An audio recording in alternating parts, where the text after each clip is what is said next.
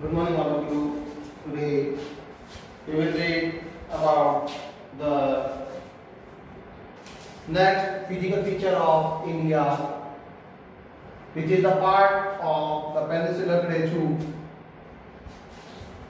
They are western and eastern घाट.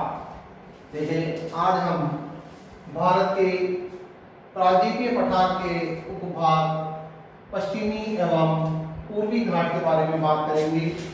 ये पश्चिमी एवं पूर्वी घाट जो कि प्रायद्वीपीय पठार के पश्चिमी एवं पूर्वी दिशाओं में स्थित है और जो कि अपनी एक महत्वपूर्ण विशेषता रखते हैं. क्या है ये पश्चिमी एवं पूर्वी घाट और इनकी क्या विशेषताएं हैं, इसके बारे में देख रहे हैं हम.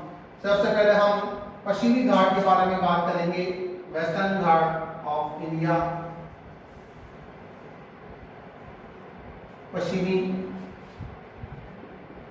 घाट जो कहाँ स्थित है, लाई पैरेलल टू वेस्टर्न कोस्ट, जो कि वेस्टर्न कोस्ट यानी कि पश्चिमी किनारों की समानांतर फैला हुआ है. This is the western coast of India.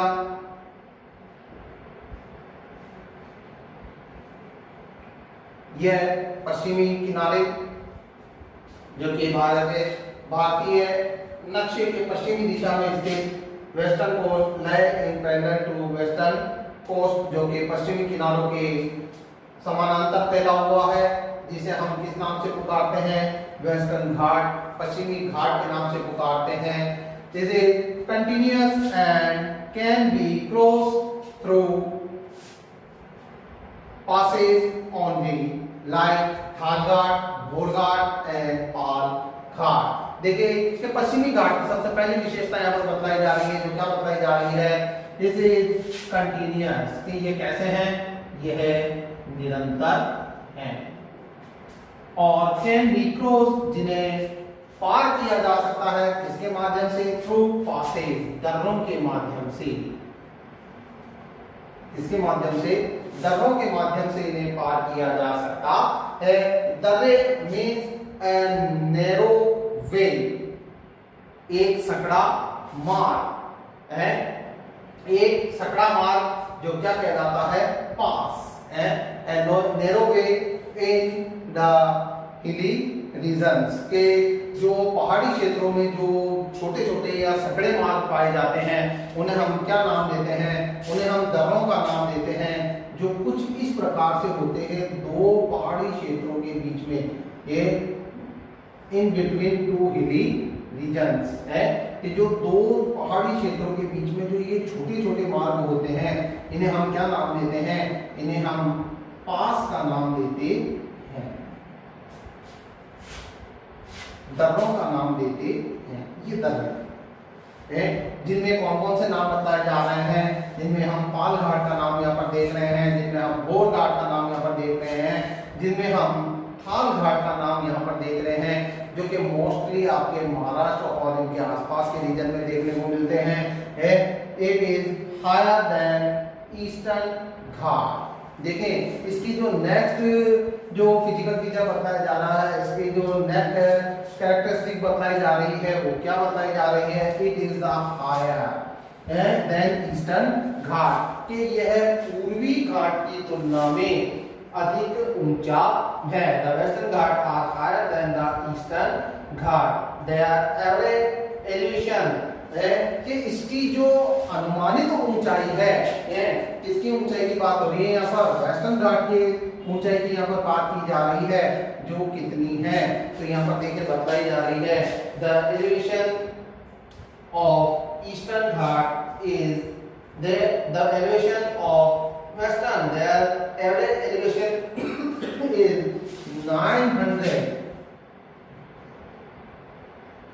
900 to 1600, यानी कि 900 मीटर से 1600 मीटर के बीच इसकी अनुमानित ऊंचाई इसकी जो अनुमानित ऊंचाई है it is higher than Eastern Ghat, कि ये पूर्वी घाट की तुलना में ऊंचा है। और कितना ऊंचा है, तो यह इतना ऊंचा है, 900 से 1600 मीटर के बीच इसकी ऊंचाई मानी जाती है, कि इसकी मानक जो ऊंचाई है वह 900 मीटर से 1600 मीटर है। जबकि ईस्टर्न घाट की जब हम बात करते हैं, जो कि ईस्टर्न कोस्ट पर स्थित है, इसकी जो एवरेज एलिवेशन है वो 600 मीटर है। इसकी एवरेज जो एलिवेशन है वो कितनी है, 600 मीटर है। जबकि वेस्टर्न घाट की जब हम बात करते हैं तो ये कितना ऊंचा है, 900 to 1600 मीटर, ये 900 से 1600 मीटर ऊंचा है। It is the cause of orographic rain.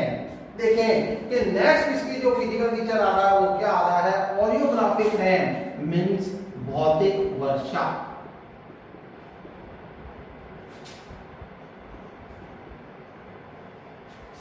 ओरियोग्राफिक rain का मतलब होता है भौतिक वर्षा। Orographic rain, it is the cause of orographic rain, मतलब कि ये भौतिक वर्षा का कारण है। क्यों, इस पर ऐसा क्यों बताया जा रहा है कि वेस्टर्न घाट को जो है भौतिक वर्षा का कारण क्यों बताया जा रहा है, यहाँ पर भौतिक वर्षा क्यों होती है, क्योंकि अरेबियन सी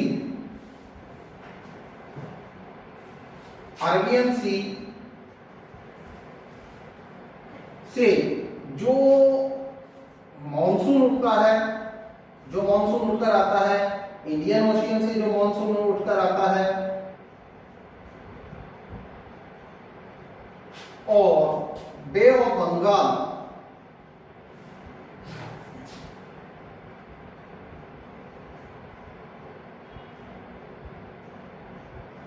से जो मॉनसूनी विंड्स उठकर आती है, वो डायरेक्टली किससे आकर टकराती हैं, वेस्टर्न घाट से आकर टकराती हैं और वर्षा होती है। मींस कि जो तीनों डायरेक्शन से आने वाली जो विंड्स हैं, तीनों डायरेक्शन से आने वाली जो विंड्स हैं, तीनों जो डायरेक्शन से आने वाली जो मॉनसूनी विंड्स हैं, वो किससे टकराती हैं, वो वेस्टर्न घाट से टकराती हैं और यहाँ पर क्या होती है, रेन होती है। कौन सी रेन होती है, ओरियोग्राफिक रेन होती है। मतलब कि इससे जो वर्षा होती है वो बहुत कम मात्रा में ईस्टर्न घाट पर होती है और बहुत ज्यादा मात्रा में जो होती है वो कहाँ होती है, वो वेस्टर्न कोस्ट पर होती है, वेस्टर्न घाट पर होती है। बिकॉज कि जो अरबियन सी की जो डेंसिटी है या अरबियन सी से उठकर आने वाला जो मॉनसून है, जो मिनिमम 74% जो वर्षा देता है, जो मॉनसून देता है, वो किससे टकराकर होता है, वो वेस्टर्न घाट से टकराकर होता है। ये भौतिक वर्षा अधिक होने का कारण क्या है कि 74% वाली जो ब्रांच है, वह मॉनसून विंड की जो ब्रांच है, वो किससे टकराती है, वो वेस्टर्न घाट से टकराती है। जबकि 26% जो बे ऑफ बंगाल वाली ब्रांच है, ये 26% वाली जो ब्रांच है वो क्या होती है, ईस्टर्न घाट के पैरेलल ही निकल जाती है, समानांतर ही निकल जाती है और यहाँ पर ज्यादा वर्षा नहीं हो पाती है। पहला फर्स्ट रीजन इसका ये है। और सेकंड रीजन इसका क्या आ रहा है, तो यहाँ पर देखिए बताया जा रहा है द वेस्टर्न घाट को orographic rain by passing the rain bring moist wind। देखिए कि ये किसका सामना करता है, कि जो पश्चिमी घाट है यह मोइस्ट विंड यानी कि नम वायु का सामना करता है। द मोइस्ट विंड है कौन सी वर्षा का सामना, कौन सी पवनों का सामना करता है, तो यहाँ पर देखिए बताया जा रहा है कि यह मोइस्ट विंड्स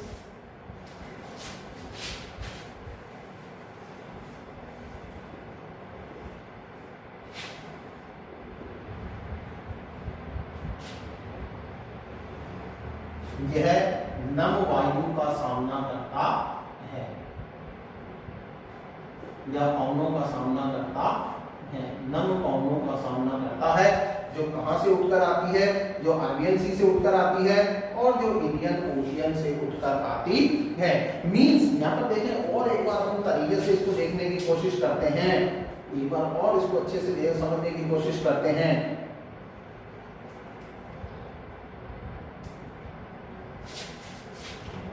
कि ये साउदर्न पार्ट, इंडिया का जो साउदर्न पार्ट है, दक्षिण जो भाग है जहां पर हम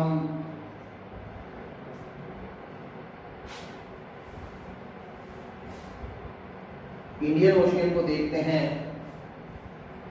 हिंद महासागर को देखते हैं,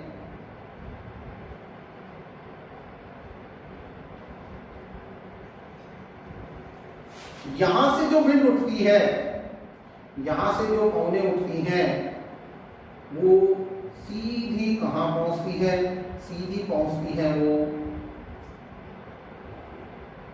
पेनिनसुलर प्लेटू पर, प्रायद्वीपीय पठार तक पहुंचती है।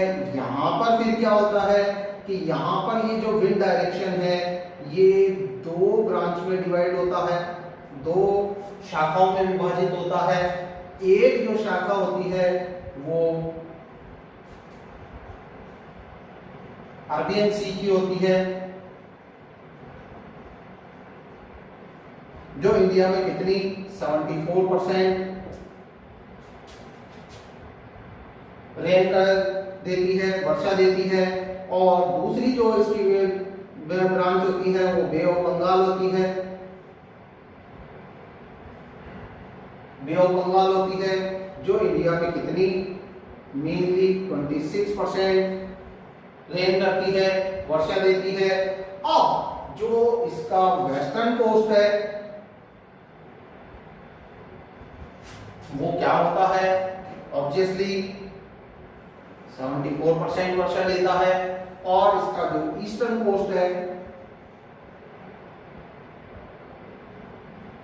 वो कितना मेनली 26% वर्षा देता है। उसमें भी ये क्या होता है कि पैरेलल निकल जाती है। ये जो विंड्स हैं, जो बे ऑफ बंगाल वाली विंड्स हैं, ये क्या होती हैं कि इसके पैरेलल निकल जाती है, जबकि ये ऑपोजिट डायरेक्शन में होने के कारण, वेस्टर्न घाट जो है वो ऑपोजिट डायरेक्शन में होने के कारण, विपरीत दिशा में होने के कारण क्या होता है, मोस्टली इन विंड्स को रोकने की कोशिश करता है, इनमें बैरियर बनता है, इनमें अवरोधक बनता है और यहाँ पर वर्षा होती है। बिकॉज जहां ईस्टर्न घाट 600 मीटर की ऊंचाई पर है तो वहीं जो वेस्टर्न घाट है वो 900 to 1600 मीटर की ऊंचाई पर है। और ये बैरियर बनने के कारण, इसमें अवरोधक बनने के कारण यहाँ पर वर्षा अधिक होती है। और ये किस प्रकार का क्षेत्र कहलाता है, it is the cause of orographic rain. यह भौतिक वर्षा का कारण बनता है, क्षेत्र बनता है। Progressively increase from north to south. और इसमें कि देखें कि अधिकतम ये जो है कि प्रगति रूप में आगे बढ़ने के दृष्टिकोण से प्रोग्रेसिवली इंक्रीज कि इसकी जो ऊंचाई है वह नॉर्थ टू साउथ, यानी कि उत्तर से दक्षिण की ओर बढ़ते हुए जो इसकी ऊंचाई है वह बढ़ती जाती है। कम होने की बजाय क्या होती है, बढ़ती जाती है, इंक्रीज होती जाती है। इस वजह से भी यहाँ पर क्या होता है कि ये वर्षा अधिक होती है। नेक्स्ट इसमें देखें बताया जा रहा है, highest peak of western Ghat is Anamudi. देखें कि जो पश्चिमी घाट है उसकी सबसे ऊंची जो चोटियां हैं उनमें सबसे पहला नाम यहाँ पर क्या दिया जा रहा है, अनाईमुड़ी।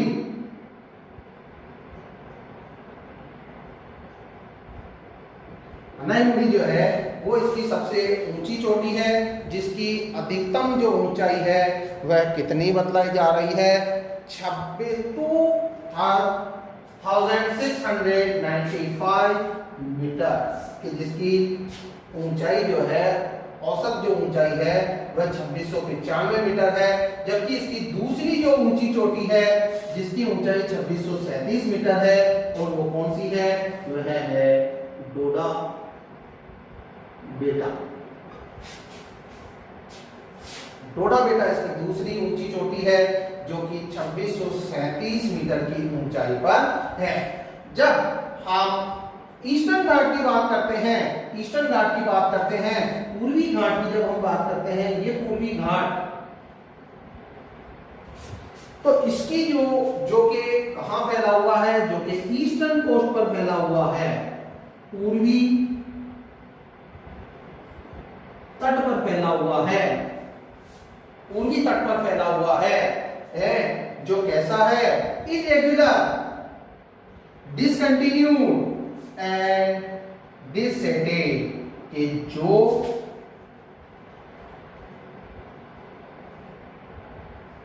अनियमित,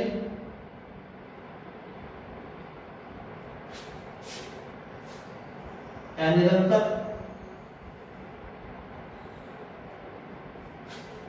और विच्छेदित, डिससेटेड का मतलब होता है विच्छेदित अवस्था में फैला हुआ है। किस वजह से, by the rivers draining in the bay of Bengal, कि बंगाल की खाड़ी की ओर बहकर जाने वाली नदियों के कारण यह किस प्रकार का है, अनियमित है, अनिरंतर है और विच्छेदित है, यानी कि कटा फटा है। और यहाँ पर जो बहने वाली नदियां हैं, जिसमें आप मोस्टली कावेरी नदी को देख सकते हैं, महानदी को देख सकते हैं, कृष्णा नदी को यहाँ पर देख सकते हैं, तो हम यहाँ पर क्या चीज देख रहे हैं कि जहां वेस्टर्न जो घाट है, पश्चिमी जो घाट है, वह कंटिन्यूअस है और जिसे निरंतर किस रूप से, क्रॉस बाय द पासेज, कि जिसे केवल दर्रों के माध्यम से पास किया जा सकता है, पार किया जा सकता है, और जो कंटिन्यूअस है, तो वही पूर्वी घाट कैसा है कि यह अनियमित है, अनिरंतर है और विच्छेदित है। और इसे विच्छेदित करने का जो कार्य है वो कौन करती है, यहाँ पर बहने वाली जो नदियां हैं, जिनमें हम कृष्णा नदी के बारे में देख रहे हैं, कावेरी नदी के बारे में देख रहे हैं, महानदी के बारे में देख रहे हैं, इन नदियों के द्वारा इसे विच्छेदित किया जाता है और क्या बनाया जाता है, अनियंत्रित बनाया जाता है, और जो कि पश्चिमी घाट की तुलना में कम ऊंचा है। इसकी जो ऊंचाई है वो कैसी है, कम है। और यहाँ की जो सबसे ऊंची चोटी है वो कौन सी है, महेंद्रगिरी।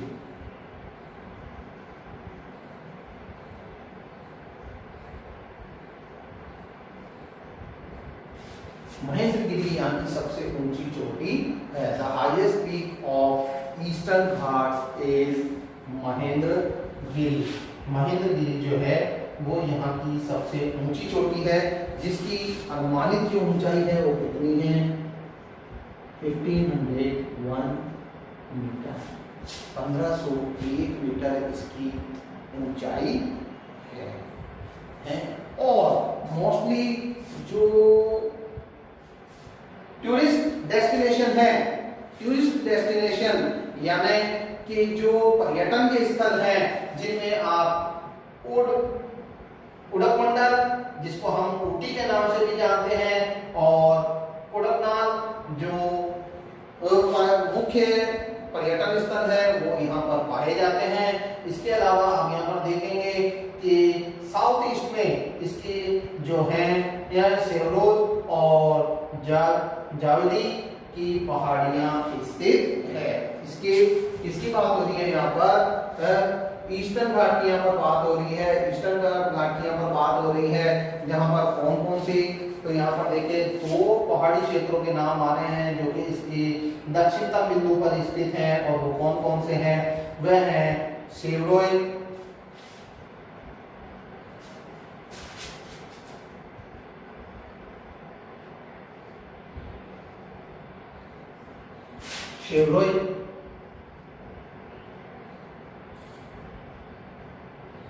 और जावली।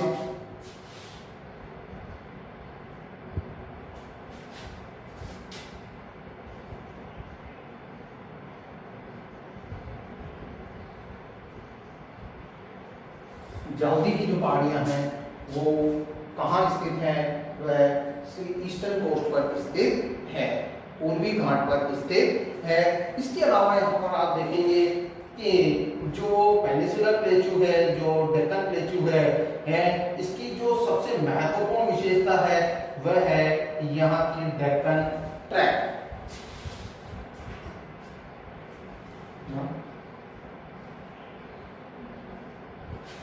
डेक्कन ट्रैप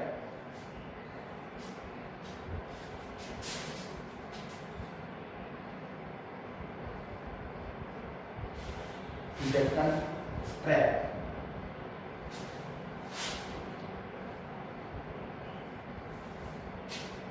दक्कन ट्रैप में मींस यहाँ पर जो दक्कन ट्रैप आ रही है, ये दक्कन ट्रैप क्या है?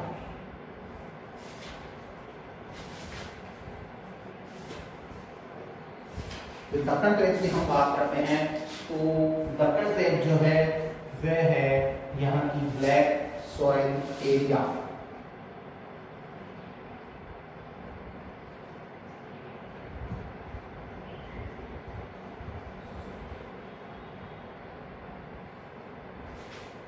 ब्लैक सॉइल एरिया मीन्स काली मिट्टी का क्षेत्र, जो किस नाम से पुकारा जाता है? दक्कन ट्रैप के नाम से पुकारा जाता है। ये हमारे डेक्कन प्लेटू की एक मोस्ट इंपॉर्टेंट फीचर है, जो कि कपास है कि कॉटन प्रोडक्शन के लिए इंपॉर्टेंट माना जाता है। और यह एक वोल्केनिक यानी कि ज्वालामुखीय जो उत्पत्ति है से बना हुआ है, जिसकी वजह से यहाँ पर कौन सी पहाड़ियां बनी हुई है? इग्नेस रॉक्स यानी कि आग्नेय चट्टानें बनी हुई हैं। These highly closed hills and are found as broken hills, जो कि कटी पटी चट्टानों से मिलकर बना हुआ क्षेत्र है।